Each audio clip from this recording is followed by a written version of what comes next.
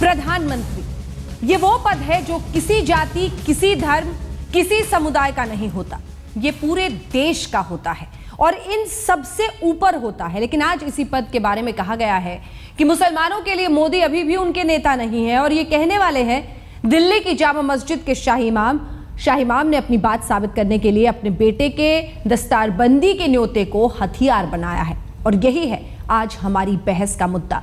उन्होंने न सिर्फ पाकिस्तान के प्रधानमंत्री नवाज शरीफ को न्योता दिया है बल्कि अन्य देशों के भी मुखियाओं को न्योता दिया है, लेकिन नहीं दिया है तो खुद हिंदुस्तान के प्रधानमंत्री नरेंद्र मोदी को। देखिए ये रिपोर्ट। हिंदुस्तान की सबसे बड़ी मस्जिद के शाही इमाम एक बार फिर सुर्खियों में है।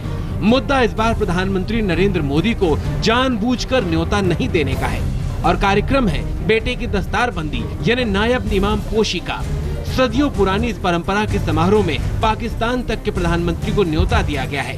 देश विदेश के और भी जानी मानी हस्तियों को बुलाया गया है, खुद गृह मंत्री तक को न्योता दिया गया है, लेकिन देश के प्रधानमंत्री मोदी को शाही इमाम ने न्योता नहीं दिया। लेकिन क्यों, खुद सुनिए। वजीर आजम नवाज शरीफ साहब के साथ मेरा एक जाती ताल्लुक है, जाती ताल्लुक की बुनियाद पर मैंने उनको दावत दी है।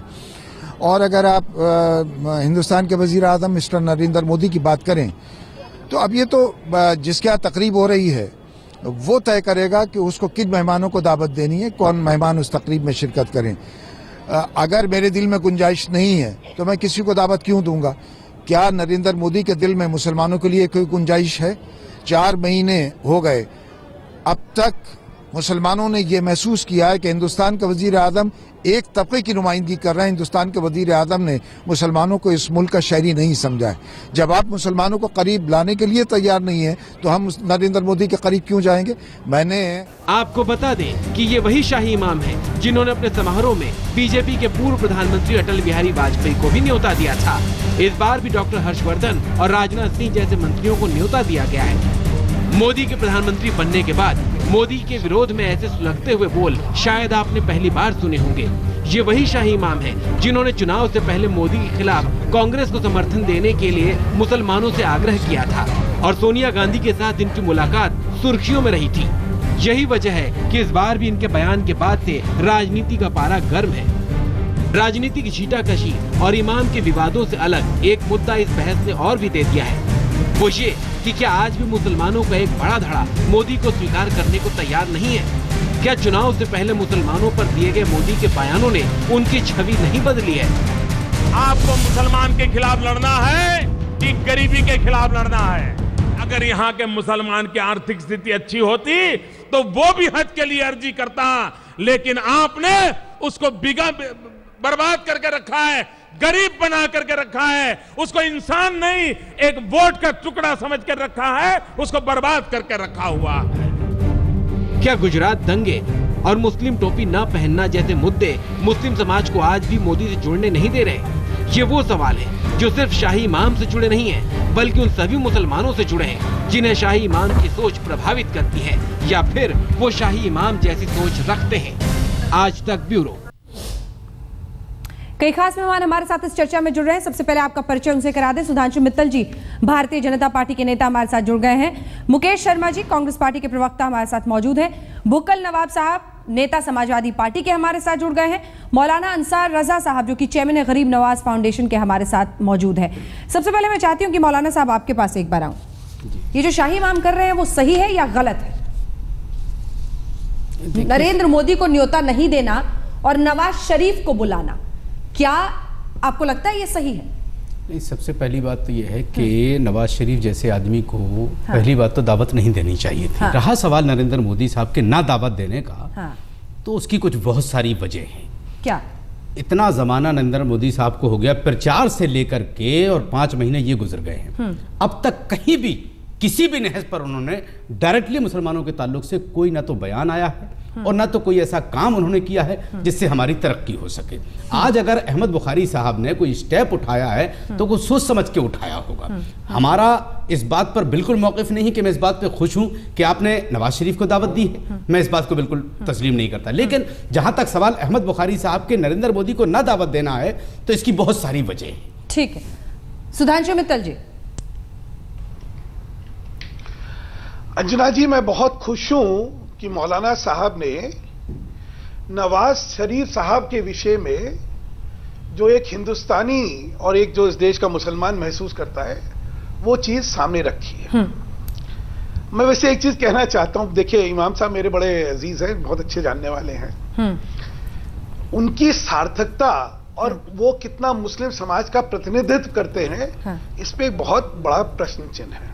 अच्छा, देखिए वो क्या करना चाह रहे हैं। वो सिर्फ इससे एक सस्ती लोकप्रियता हासिल करने के लिए उन्होंने ये करा है। अच्छा। क्योंकि इस समय उनकी खुद की राजनीतिक और दूसरी सार्थकता जो है वो शून्य है। प्रश्न ये नहीं है कि उन्होंने किसको न्योता दिया है, माफ करिएगा अंजना जी, प्रश्न तो ये होना चाहिए कि उनके यहाँ आएगा कौन। देखिए सुधांशु मित्तल अपने घर में शादी करे और कहे मैंने ओबामा को दिया है न्योता, मैंने इसको दिया है, मैंने उसको दिया है, तो न्योता तो मेरे हाथ में, किसी को दूं, आएगा कौन मेरे न्योता को स्वीकार करने वाला? क्यों? क्योंकि आपकी प्रतिनिधित्व करने की क्षमता और सार्थकता और आपका क्या इस समय समाज में अस्तित्व है, ये सारी चीजें कितने मुसलमान शाही इमाम के पीछे आज हम ये डिबेट क्यों कर रहे हैं? कितने मुसलमान शाही इमाम के पीछे, इस पर एक अलग से बहस कर लेंगे। लेकिन जो इन्होंने एक सवाल पूछा था, इनका ये कहना था कि इतने महीने बीत गए हैं, इनको लगता है कि मुसलमानों के हक में अभी तक नरेंद्र मोदी ने ना कुछ कहा है ना किया है। उस पर आपका जवाब? देखिए ये प्रश्न जो है ना, ये प्रश्न धार्मिक मौके, कोई समारोह है, उसके साथ जोड़ के जब आप उठाते हैं तो आप शायद हिंदुस्तान के मुसलमान के साथ जो है ज्यादती कर रहे हैं। अच्छा, ये वैसे ही इन्होंने अलगाववादियों को बुलाया, इन्होंने नवाज शरीफ को बुलाया, तो आप क्या एक छवि बनाना चाहते हैं? मित्तल साहब, नवाज शरीफ को तो नरेंद्र मोदी साहब ने भी बुलाया था अपने शपथ ग्रहण समारोह में। मैं खत्म कर लूं हुजूर, मैं खत्म कर लूं, फिर आप जो कहेंगे आप कहते रहिएगा, मैं खत्म कर लूं। हर एक चीज का एक परिपेक्ष होता है। आज के दिन जो हमारी और पाकिस्तान के अंदर जो स्थिति चल रही है, जिसमें कि रोज लड़ाई हमारी आपस में हो रही है, उसके संदर्भ में ये शायद इसके ऊपर प्रश्न चिन्ह लगता है। और आपने खुद ने कहा कि बुलाना गलत है, तो फिर मुझसे क्यों कह रहे हैं? भैया आप ही खुद ही तो कह रहे हैं कि बुलाना गलत था। क्यों आप कह रहे हैं बुलाना गलत था? उसका कारण क्यों बताता हूं। हिंदुस्तान का मुसलमान हिंदुस्तान को अपनी सरजमी मानता है, वो देशभक्त है, वो पाकिस्तान की ओर नहीं देख रहा। ये जो सारे संदेश अहमद बुखारी साहब देने की कोशिश कर रहे हैं, इससे हिंदुस्तान का मुसलमान जो है कटघरे में नहीं खड़ा होने वाला। नरेंद्र मोदी साहब ने अलगाववादियों को बुलाऊंगा, नवाज शरीफ को बुला के कौन सा मैसेज दिया था? उससे पहले हमारे जवानों के सर काटे गए थे सरहद पर, उससे पहले बमबारी हो रही थी, उन्होंने कौन सा मैसेज दिया था? चर्चा क्या कर रहे हैं पहले हम चर्चा, आप क्यों कह रहे हैं कि गलत है? फिर अच्छा सुनिए, ये जो आप प्रश्न उठा रहे हैं, आप पहले ये बताइए कि फिर नवाज शरीफ का बुलाना अहमद बुखारी जी का क्यों गलत है, पहले ये बतला दीजिए, फिर बात करेंगे आगे। ये क्या बात हुई भाई? ये तो कोई बात नहीं हुई। पहले सोच समझ के बात करिए। मैं सोची समझ के बात कर रहा हूं। आपने खुद में अपनी तकरीर जब चालू करी तो आपने सबसे पहले ये कहा कि मैं तकरीर नहीं कर रहा हूं, नहीं बुलाना चाहिए था। ना तकरीर कर रहा हूं ना भाषण दे रहा हूं।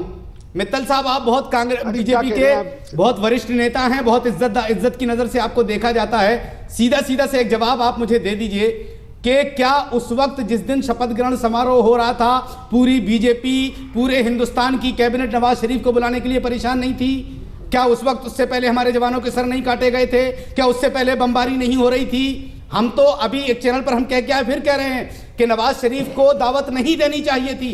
बिल्कुल उनका आना गलत है और हम उसको पसंद नहीं करते हैं। अब उनका व्यक्तिगत उनसे रिलेशन है, उनके बाप दादाओं से चला आ रहा है, वो एक अलग मैटर हो सकता है। नहीं, एक सेकंड, तो आप ये बताइए कि पीएम को न्योता नहीं देना, सोनिया गांधी को, बाकी लोगों को न्योता देना, ये सही है? भाई देखिए, वो चूंकि जाहिर सी बात है, निजी रिश्ता देश से बड़ा कैसे हो सकता है साहब? तो देखिए, निजी रिश्ता मेरा नवाज शरीफ से अच्छा रिश्ता, इसलिए मैं बुलाऊंगा। मैडम, ये बात तो नरेंद्र मोदी साहब को भी समझना चाहिए ना।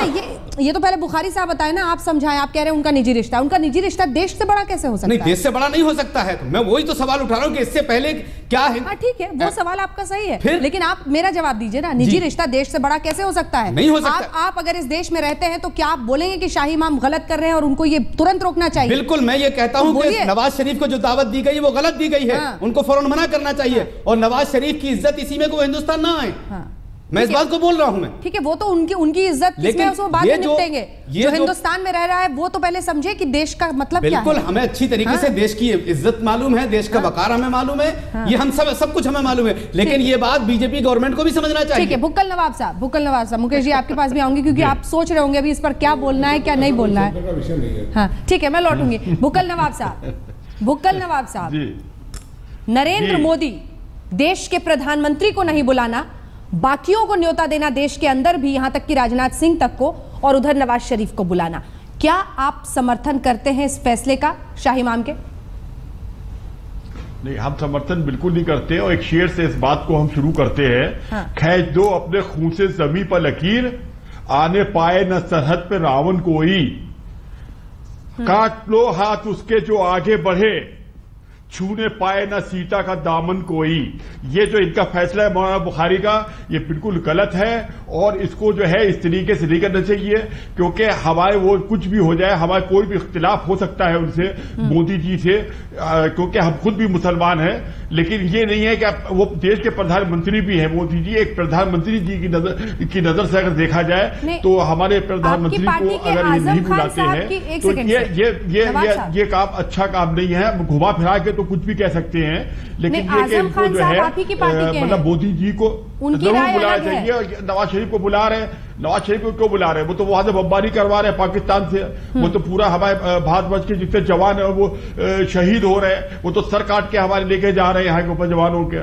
तो ऐसे इस तरह से जो है ये बात जो है ये सर के ऊपर से निकल रही है, और ये मतलब इसको घुमा फिरा के अगर कहना चाहें तो कुछ भी है वो प्रधानमंत्री, और प्रधानमंत्री को जो है वो ना बुलाना जो है ये एक गलत संदेश से आएगा जनता के बीच में, और हमारे खास करके हमारे मुसलमानों के बीच में ये आपस में जो है हम लोग का भाईचारा है, हिंदू मुस्लिम एकता का जो है उसके अंदर एक दरार डालने की तरीके से होगा, और इसको बहुत संभल के मतलब जो है मतलब कार्य करना चाहिए। मोदी जी ने जो किया है हम लोगों के साथ में या मुसलमानों के साथ में या कहीं भी कुछ भी किया है, वो हम लोग अपने देश का मैटर है और न्यायपालिका का मैटर है, और वो सब उसके अंदर देखा जा रहा है, उसको समझा जा रहा है। नहीं किया वो भी पूछेंगे आपसे। भुक्कल जी लौटेंगे आपके पास, लौटेंगे। मुकेश शर्मा जी, देखिए रंजना जी, मुझे इसमें बड़ा स्पष्ट रूप से कहना है कि शाही इमाम साहब के परिवार में कार्यक्रम है, उन्होंने किसको निमंत्रण दिया, किसको निमंत्रण नहीं दिया है, इसमें कांग्रेस पार्टी के वर्जन का बीच में कोई प्रश्न नहीं है। दूसरी बात है कि जहाँ तक सवाल है जनरल डिस्कशन में आने का, मैं सिर्फ ये कहना चाहता हूँ कि हमारा देश धर्मनिरपेक्षता की नींव पर टिका हुआ है, ठीक है, और हमारे देश की धर्मनिरपेक्षता कमजोर हो ऐसा काम किसी व्यक्ति को भी नहीं करना चाहिए, और ये फार्मूला सब पर लागू होता है। हमारा देश पूरी दुनिया में धर्मनिरपेक्षता के लिए जाना जाता है, और कांग्रेस पार्टी की धर्मनिरपेक्षता की नीति है, हम अपनी नीति से दाएं बाएं होने वाले नहीं है। ठीक है, बस इतना ही बोलेंगे? नहीं, इतना ही बोलेंगे। आप कोई मुझसे सवाल करेंगे तो मैं उसको जवाब दूंगा। को आज आपने पूरा बैलेंस करने की कोशिश की। रामलीला मैदान में भी नहीं बुलाया था आपने प्रधानमंत्री नरेंद्र मोदी। सवाल नहीं है, क्योंकि ये आपने मोदी जी को रामलीला मैदान में भी नहीं बुलाया। देखिए, विषय ऐसा विषय नहीं है जिसपे राजनीतिक दलों को डिस्कशन करना हो। मैं एक बात, लेकिन देश के प्रधानमंत्री को छोड़ो, नवाज शरीफ को बुला रहे, कम से कम इसकी तो आप आलोचना करेंगे। मैं एक बात, नवाज शरीफ को बुलाने की आलोचना करेंगे। मैं एक बात स्पष्टता से कहना चाहता हूँ कि किसने नवाज शरीफ साहब को बुलाया है, किसने मोदी जी को नहीं बुलाया है, ये एक परिवार का मामला है।